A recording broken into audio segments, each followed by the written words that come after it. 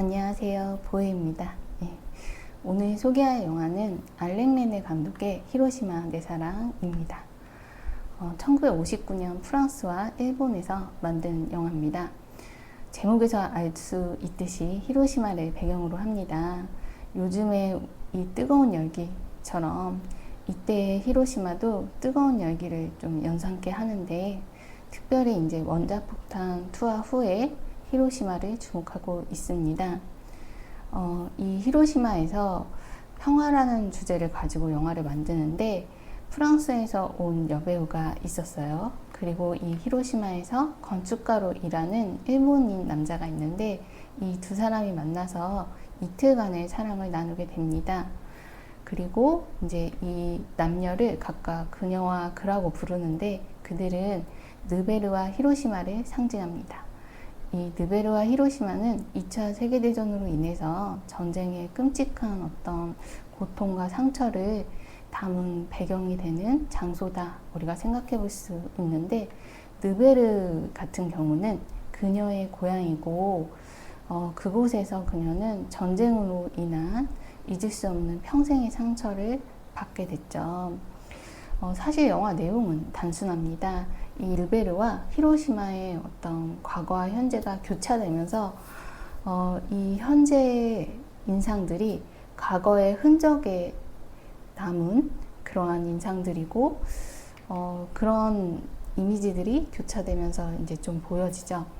그리고 이제 영화 시작에서 발가벗은 두 남녀의 육신 위에 과거의 어떤 먼지가 흩뿌려지듯, 히로시마의 그 원자폭탄으로 인한 잿더미를 상징할 수 있는 그러한 재들이 날립니다. 또 느베르와 히로시마 이런 기억이 병치되고, 또 그 기억은 현재 의식 속에서 이 두 인물에 의해서 재생이 되면서, 이렇게 상처받은 영혼은 지금 히로시마 여기에서 절규하게 됩니다. 이 영화의 이런 흐름은 느베르와 히로시마의 과거의 이미지들이 히로시마의 현재의 풍경 위로 부유하다 스며들듯 그렇게 내려앉아서 인물들의 의식이 기억과 사유 속에 고통이라는 감정을 느끼면서 흐르고 있음을 우리가 짐작하게 합니다. 이것은 이제 단지 쇼트에서 보이는 미장센 그 이면의 의미들이 전달되는 어떤 복잡한 영화의 작동 방식이라고 할 수 있습니다. 그래서 이 영화를 설명하려고 하면 좀 더 어려워지는 것 같다라는 생각이 들죠.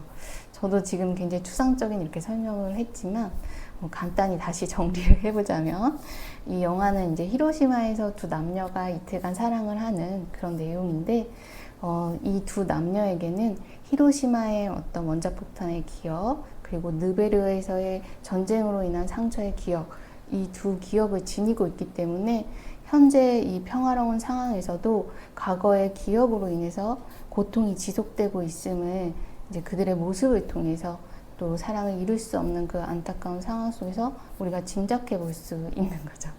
예.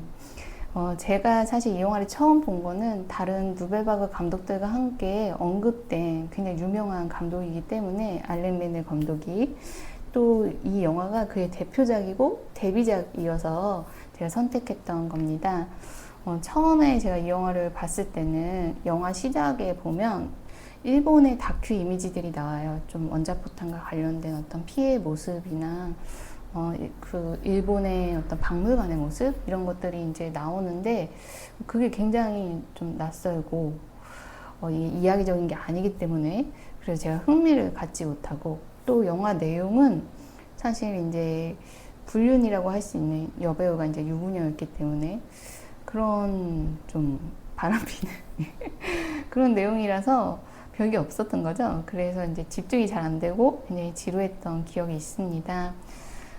하지만 이제 제가 이후에 이제 모더니즘 영화에 굉장히 관심을 많이 갖게 되고, 또 알게 되고, 또 저 역시 모더니즘 영화를 하고 싶었던 사람이었으니까.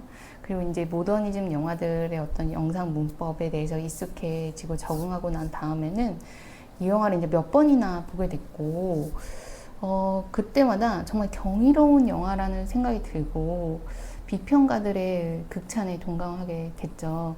제가 이제 이 히로시마 내 사랑 볼 때는 대단한 영화다 했기 때문에 선택하고 봤을 거 아니에요. 근데 처음에는 공감을 못 하다가 모더니즘 영화의 매력을 알고 나서, 그 의미를 알고 나서 좀 더 이 영화가 얼마나 위대한지 사실 알게 됐던 거죠. 이 영화를 개봉한 당시에 까이에디 시네마의 그 비평가들이 토의를 했어요. 거기에서 이제 에릭 로메르가 이 알렌 메네를 큐비스트라고 부르면서 이 영화는 영화의 큐비즘이다, 그렇게 묘사를 했어요. 그렇게 불릴 만큼 뭔가 내러티브들은 분절되어 있고 또 이미지들도 이렇게 절단된 듯 예, 그렇게 나열되어 있는 그런 인상이 있죠. 하지만 그걸 종합했을 때 굉장히 큰 감정적인 우리한테 효과를 주는 거죠. 큐비즘 잘 아시겠지만 여러분 피카소의 그림 떠올리시면 좀 잘 이해가 되지 않을까 생각이 듭니다. 그리고 이제 질 들레즈 같은 경우에는 굉장히 이제 철학자로 유명하지만 영화에도 관심이 많았죠. 예. 그가 이제 알렌 메너의 이 영화 스타일에 대해서 이것이 이제 새로운 영화의 정치다, 이렇게 명명하고 지지했어요. 그런 부분에 저도 이제 공감을 하게 됐던 거죠. 그래서 우리가 이런 알렌 메네의 영화를 이제 설명하기 위해서 모더니즘 영화, 또 자한파라고 불렀던 그의 그룹에 대한 정보가 필요한 듯 합니다. 저도 그런 어떤 지식을 가지고서야 이 영화에 접근했을 때 진정한 어떤 공감을 할 수 있었기 때문에 좀 알 필요가 있죠. 모더니즘 영화는 이제 영화의 형식과 내용의 측면에서 새로운 변화를 시도했어요. 영화가 이제 탄생한 이후에 어떤 연속적인 편집 체계와 또 인가적인 흐름, 이러한 어떤 형식과 내용을 이제 추구한 면이 있었는데, 이런 인가성과 연속성의 내러티브의 법칙을 깨고 시나리오와 촬영, 편집, 양식 측면에서 관습들을 이제 세워놓은 것들을 이제 영상 문법이라고 할 수 있는 그 법칙을 지키지 않는, 관습적이지 않았습니다. 이런 영화 제작의 결과는 예술적인 의미와 또 정치적인 의미에서 드러났고, 알렌 메네의 영화에서 그것이 이제 가장 강렬하고 또 선명하게 느낄 수 있는 부분이었죠. 좀 더 이렇게 궁금하시면 이제 모더니즘 영화 하고 한번 검색을 해보시면 어떨까 싶어요. 그리고 자한파 같은 경우에는 이 프랑스 누베바그 시기에 까이에드 시네마의 어떤 비평가들을 중심으로 한 무리가 있었고, 우리가 잘 아는 장리 고다르, 프랑스와 트리포 대표적이죠. 이들과는 좀 다르게 자익의 정치적인 입장을 지니고 또 누보 로망의 문학적인 부분에 공감을 하고 또 아방가르드를 공유하는 그러한 태도를 지녔던 아네스 바르다, 그리고 알렌 메네, 크리스 마커를 가리켜서 자한파라고 부릅니다. 저도 사실 이제 아네스 바르다랑 크리스 마커 영화도 좀 봤었는데 세 사람이 약간 비슷한 느낌이 있어요. 네, 그리고 알렌 메네 영화만큼이나 훌륭하고 되게 좋기 때문에 여러분도 한번 보시면 어떨까 추천합니다. 예. 알렌 메네는 22년에 태어났고, 그래서 어떻게 보면 이제 10대 시절과 이른 청년 시기에 2차 세계대전을 겪게 되죠. 그래서 그는 사춘기와 청년 시기에 이 2차 세계대전을 겪으면서 어떻게 보면 이제 인류의 가장 어두운 기억을 지니게 된 그런 불행한 그런 사람이었죠. 그의 정치적인 입장과 또 예술가로서의 미학적 태도는 그의 영화의 기법이 되었는데, 그의 영화는 그의 얻은 기억이 부여하는 현재의 인상들로 이루어지지 않았나, 그렇게 짐작해보게 됩니다. 이렇게 흘러가는 시간 속에서 과거와 현재, 또 기억과 사유를 영화에 스케치한 그 풍경이 바로 그가 우리에게 보여준 위대한 영화들이었습니다.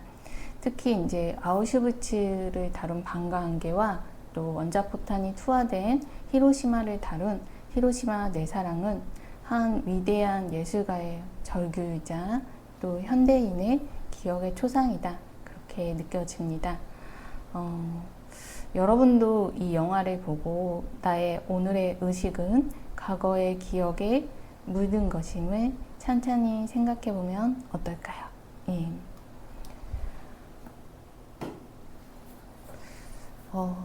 이 알렌 레네 감독은 시간 속에서 기억이 어떠한 흐름을 갖고 현재에 도착하면서 우리에게 이 현실의 지금의 삶을 구성하는데 영향력을 미치는지 잘 보여주는 영화들을 이제 만들었고, 그래서 단지 이 현재 존재의 상태는 단지 지금 이 순간 결정되는 것이 아니라 과거와 미래의 연속 속에 어떤 과정 가운데 놓여 있음을 끊임없이 들여다보게 했고 생각하게 만든 것 같아요. 굉장히 철학적인 의식이죠.